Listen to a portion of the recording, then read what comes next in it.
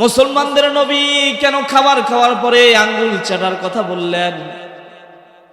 তখন গবেষণা যখন শুরু করে দিলেন, শুরু করার পরে তারা চিন্তা করলো, তারা দেখতে পেল খাবার খাওয়ার সময় এমন কিছু অ্যাসিড, এমন এক ধরনের অ্যাসিড মুসলমানদের মুখে, মানুষের মুখে আসে এই আঙ্গুল চাটার মাধ্যমে।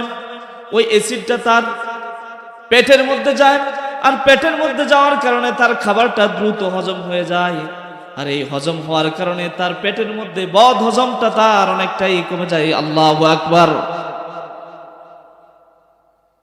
আল্লাহু আকবার, আরো জোরে বলেন।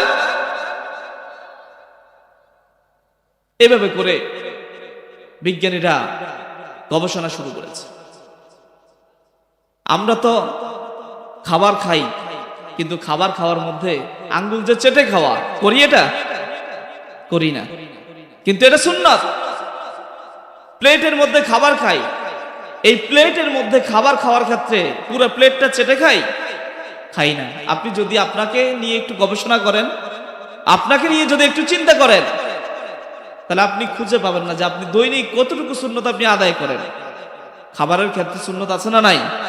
দস্তরখানা বিছায়ে খাওয়া সুন্নত, প্লেটের এক পাশ থেকে খাওয়া সুন্নত, আঙ্গুল চেটে খাওয়া সুন্নত, মাঝখান থেকে না খাওয়া, এগুলো সবগুলো নবীজির সুন্নত। কতটুকু আমল করি?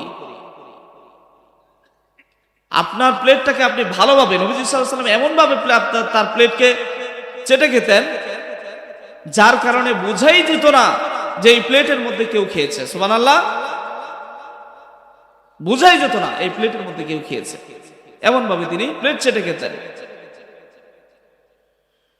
এই কারণে আপনি যদি খুঁজে দেখেন, তাহলে আপনার জীবনের প্রতিটা পদক্ষেপে নবীজির সুন্নত আপনি ফিট করে নিতে পারেন।